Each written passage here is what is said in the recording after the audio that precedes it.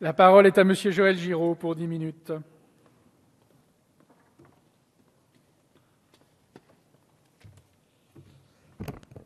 Merci Monsieur le Président, Monsieur le Ministre, Monsieur le rapporteur, chers collègues.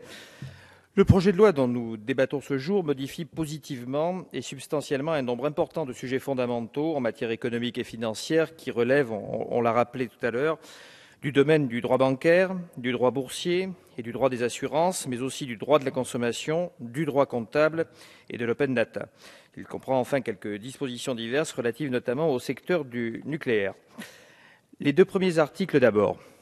Ils visent à habiliter le gouvernement, conformément à l'article 38 de la Constitution, à transposer par voie d'ordonnance les dispositions relevant du domaine de la loi, de la directive 2014/59/UE du Parlement européen et du Conseil du 15 mai 2014, qui établit un cadre pour le redressement et la résolution des établissements de crédit et des entreprises d'investissement. Ce mécanisme de résolution bancaire a été présenté le 6 juin 2012 par la Commission européenne. Les longues négociations qui ont suivi ont permis d'aboutir à un accord politique le 20 mars dernier, menant à l'adoption par le Parlement du texte le 15 avril. Les États membres sont donc tenus de le transposer avant le 31 décembre de cette année.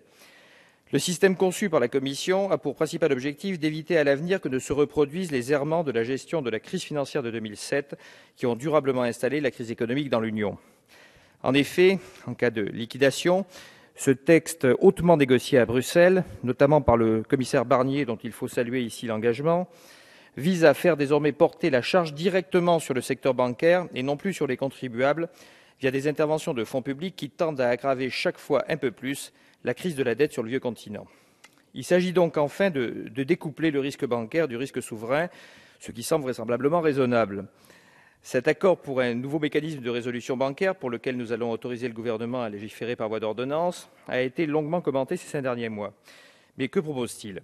La section 4 de la directive établit un système de renflouement interne ou bail-in qui garantit que les contribuables, pour les dépôts non garantis de plus de 100 000 euros, soient enfin les tout derniers ressorts pour assurer la trésorerie d'une banque en difficulté.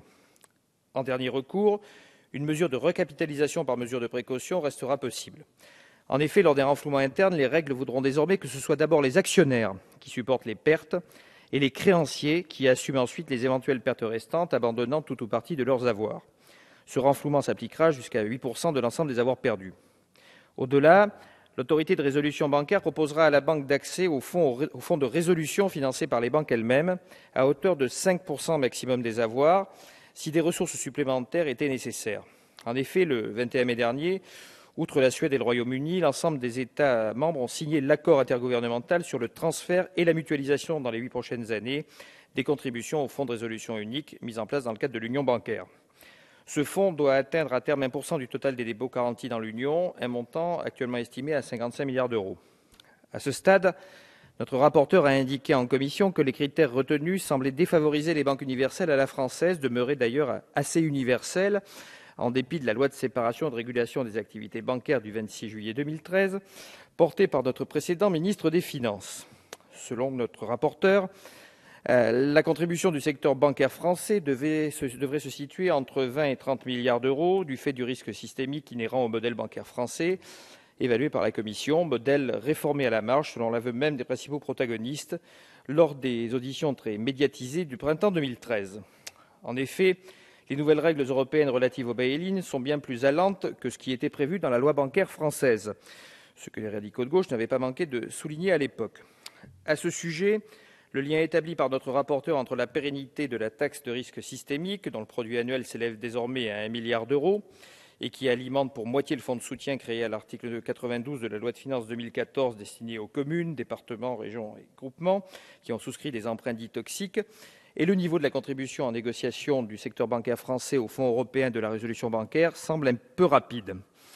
En effet, la remise en cause même partielle de la pérennité de la taxe bancaire française sur le risque systémique, dont notre Assemblée a pourtant doublé le taux en loi de finances 2014 et qui est également reversée pour partie au budget général de la France, ne doit ni fragiliser le dispositif de soutien de nos collectivités, à peine voté par notre Assemblée, puisque désormais, l'ensemble des contrats de prêts structurés est légalement validé, ce que nous avons regretté, ni occasionner d'ailleurs de perte de recettes au budget général. La décision de préserver l'universalité de nos banques en 2013, largement commenté l'année dernière, ne doit en aucun cas engendrer à moyen terme de double peine pour les contribuables. Au plan local comme au plan national ou supranational, nous y serons particulièrement vigilants. Le projet de loi dont nous débattons ce jour sollicite aussi notre habilitation en vue de la transposition de la directive dite Solvabilité 2, qui tend à renforcer la solvabilité des assurances et leur résistance face au risque de défaut. Cette réforme s'inspire de celle du secteur bancaire contenue dans le paquet CRD4, ça a été rappelé à l'instant, la directive européenne relative aux fonds propres réglementaires, ce dont nous nous félicitons. Nous saluons également le renforcement à l'article 9 des pouvoirs du président de l'autorité des marchés financiers en matière d'interdiction des ventes à découvert. Ce texte de loi transpose par ailleurs la directive relative à l'harmonisation des obligations de transparence concernant l'information sur les émetteurs dont les valeurs mobilières sont admises à la négociation sur un marché réglementé et permet aussi d'alléger certaines obligations qui pesaient sur les émetteurs de titres financiers et plus particulièrement sur les PME, les petites et moyennes entreprises. Nous y sommes bien évidemment favorables. De même, nous soutenons les modifications du texte apportées en commission aux articles 5 et 21. Il est tout à fait essentiel de prévoir explicitement que le ministre chargé de l'économie et des finances contrôle le respect de l'obligation d'assurance par les exploitants nucléaires. De même qu'il paraît utile au sujet de la réutilisation des données du secteur public de permettre un débat parlementaire sur les mesures qui devront être transposées en droit français à l'occasion de la future loi sur le numérique. Concernant la transposition de la directive comptable, qui impose notamment aux entreprises du secteur extractif et forestier la publication annuelle d'un rapport sur les sommes excédant 100 kg € annuels qu'elles versent aux autorités locales des pays dans lesquels elles procèdent, ce dont il faut se féliciter. Nous souhaitons que les députés socialistes aient trouvé un accord avec le gouvernement depuis la Commission pour, en effet, rendre publiques et accessibles ces informations dans le contexte actuel du nombre croissant de contrats pétroliers et miniers dans certains pays, comme la Guinée par exemple.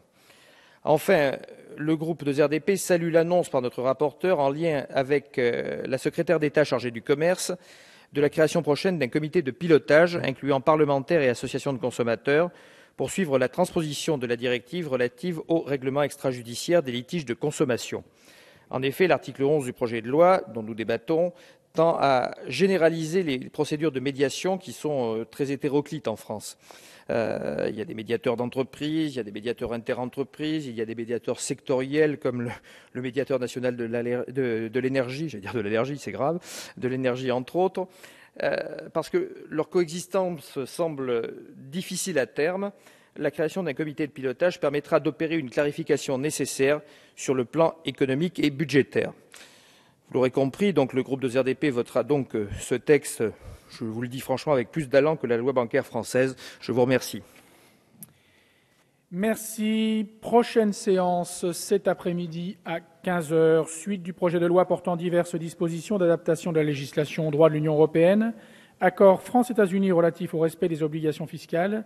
Deuxième lecture de la proposition de loi relative aux taxis. La séance est levée.